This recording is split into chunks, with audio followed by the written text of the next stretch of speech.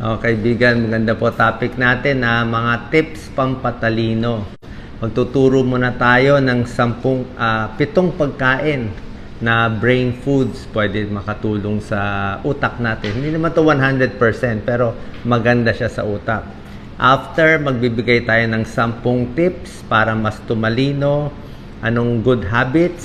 At later, meron po tayong tips para sa employees and students. Paano tataas ang grado ng mga estudyante, 12 tips. So, sa natin 7 foods na brain foods. Number 1, nuts. Mani. Pwede kumain yung mani, di ba? Pampatalino, mataas sa vitamin E, may healthy fats ang mani, monounsaturated fats, polyunsaturated fats, pampaganda ng arteries. Okay? Number 2, oily fish. Mga matataas sa fish oil, omega-3 fatty acids. Ito napatunayan to. Pag maraming omega-3 sa oily fish, bababa triglyceride, bababa ng bahagya ang blood pressure, at mababawasan ang risk of stroke. And yung irregular heartbeat, maayos ng oily fish. Mga sardines, tuna, mackerel, salmon, bangus, okay lang. Number 3, kamatis. Tomatoes, ketchup, tomato sauce, mataas sa lycopene, mataas sa antioxidants, kasi nga kulay orange-red to di ba? Yung mga mataas sa orange-red color, lycopene yan. Nakakabawas ng dementia and Alzheimer's disease ang mataas sa lycopene. Number 4, ito mahilig sa itlog, egg yolk. Mga 1 egg yolk in a day pwede. Ang egg yolk, yung pula ng itlog, mataas sa choline.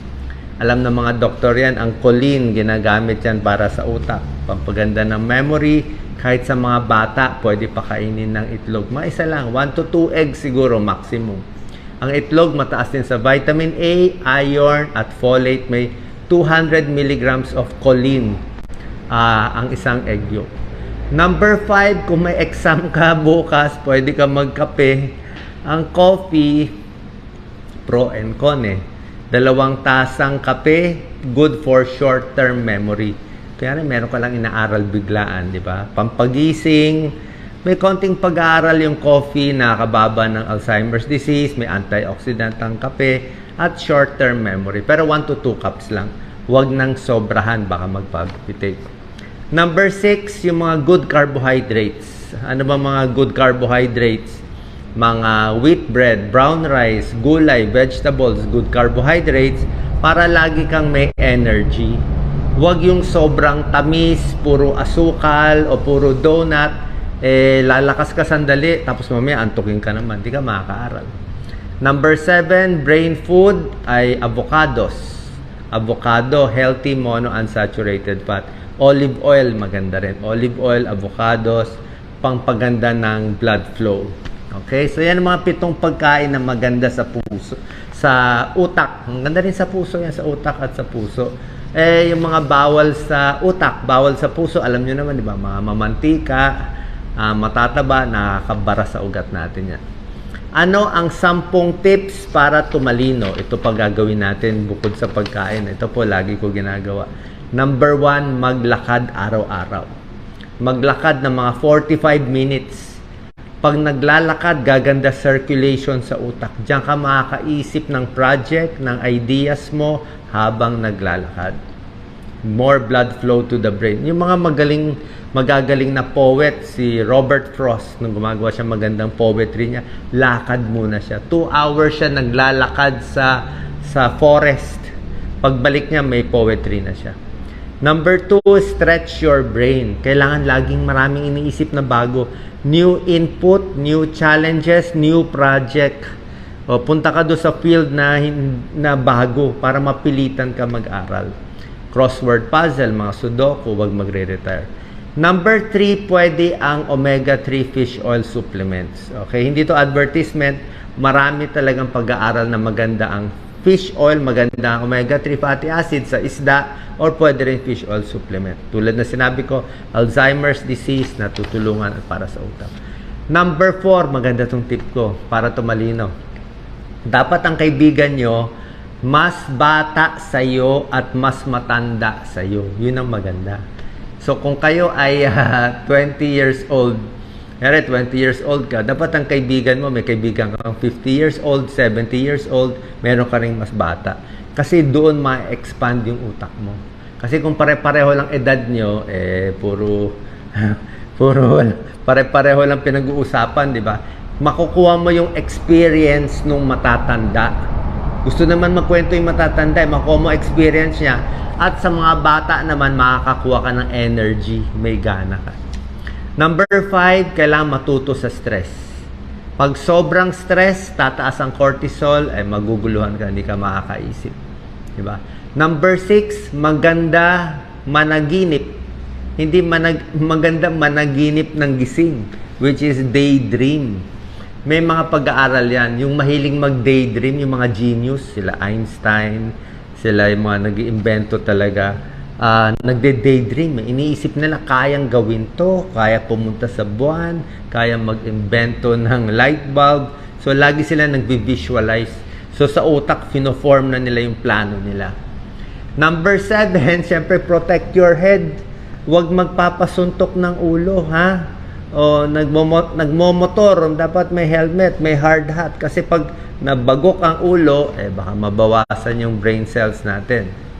Number 8, para sa mga senior. Sa mga senior, usually binibigyan ng mga pampalabnaw ng dugo. Mga aspirin, clopidogrel, kung may high blood, may heart disease, para malabnaw yung dugo, hindi magbuo sa utak. Papacheck din sa doktor, lalo na pag senior citizen. Number 9, dapat maraming kaibigan. Maraming kaibigan. Maraming kinakausap kung sino-sinong tao. Kasi iba't ibang inputs. Diba? Pag ang isang tao lagi lang mag-isa, sarili lang kausap, delikado po yun. And number 10 tip, maganda po to, huwag kayong magre-retire. Kahit mag-retire kayo sa trabaho, gawa pa rin ng gawa. Tingnan nyo yung mga, tingnan mo si Clint Eastwood, bilib na bilib tayo, 95 years old na ba, gumagawa pa ng movie. Di ba? Very sharp siya.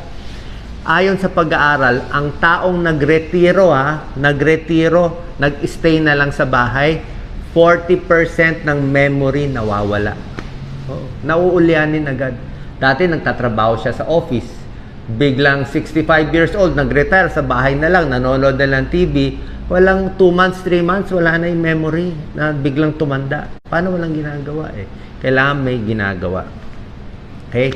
Ngayon, meron akong tips naman para sa estudyante, para tumalino, tumaas ang grade, para di sa empleyado, pwede rin to. Employee tips, student tips. 1 to 12 sa classroom. Okay? Ididiretso ka na. Sa mga estudyante, yung mahina mag-aral, medyo mapurol tayo, ito gagawin nyo. Number 1, dikit sa teacher. Uupo ka malapit sa teacher. Alam niyo ba, pag nandito ang teacher, ang mataas ang grado, yung nasa harap niya. Yung nasa harap ng teacher nandito, tsaka yung nandun sa diretso. Diretso, letter T yan. Yan ang mataas ang grado. Yung mga kulelat, yung nakatago dito sa kanan, sa kaliwa, hindi napapansin ng teacher. Mas malapit, mapipilitan ka makinig. O baka mabigyan ka pa ng mataas na grade. Number 2, kailangan magaling ka sumulat ng notes. Kailangan mag-notes, sulat na sulat. Huwag mayabang. Sasabihin, narinig ko na sa lecture, hindi ko na kailangan isulat. Kita mo, bokya sa test. Diba? In notes mo, diba? The slightest ink on paper is better than the most retentive memory. Kahit sinulat mo, mas maganda yun kaysa memorize, makakalimutan mo. Number 3, magtanong ka ng magtanong sa teacher. O sa mga empleyado, magtanong ka ng magtanong sa boss mo. Bakit? Pag tinanong mo yung isang tanong, palagay natin, ano ba? Ano gusto niyo tanong? Sa geometry, algebra, ano bang x plus y, mga ganyan. Kung nagtatanong ka kasi, emotionally invested ka. Yung utak mo, very emotional. Tinanong ko to. Hindi ko to makakalimutan kasi nakikinigan lahat. Nagkaroon ng emotion yung inaaral mong boring na algebra. Number 4, pwede mo kausapin yung teacher tapos ng klase, di ba? Teacher's pet, di ba? More interaction, mas umaandar yung utak. Number 5, kailangan healthy ang breakfast. Kailangan may kinain sa umaga, almusal. Breakfast is the most important meal para may energy, mag-aral, magtrabaho. Number 6, kailangan mag-exercise, galaw-galaw. Galaw-galaw para gumana, tulad ng sinabi ko, walking. Number 7, kailangan kompleto ang tulog. Pag hindi kompleto ang tulog, antokin ka sa school. o hindi ka makakatrabaho. Number 8, dapat may goal ka as a student. Ano ba gusto mo? Gusto mo ba maka-80? Gusto mo ba maka-top 10 sa class? Ano bang gusto mo? Kailangan may goal ka sa school o sa trabaho. Number 9, matuto mag-research. Kailangan may Google na tayo o hindi na sa library. Pero difficult topics, magtanong sa tao, mag-research. Number 10, kailangan as a student, meron kayong daily routine. So, very important to. Anong oras ka gigising? From 5 o'clock to 6 o'clock, aralin ko math. Dinner ako 6 o'clock, 6:30. 6:30 to 7, science. Tapos 7 to 8, Filipino, bago ako matutulog. May schedule ka na sinusunod hanggang masanay. Number 11, ito baka mahirapan kayo sa number 11. Study in a quiet place. Kailangan meron kayong matahimik na lugar. Wala nang music, wala nang nakabukas ang TV o cellphone, nanonood. Pag-aral, focus. Diba? And number 12, pumili ng positive friends. Pumili ng mga kaibigan na nag-aaral at hindi bulakbol. Kasi meron kang mga classmates na, sige, aral tayo, sipag tayo. May mga classmates, yung mga taba, hindi. Inuman na lang tayo, bahala na yung exam. So, pumili ng masisipag na estudyante, masisipag na friends para mahawakan kayo. Okay? Sana nakatulong to. 7 foods for the brain, 10 secret tips para tumalino, and 12 tips para sa estudyante. God bless po.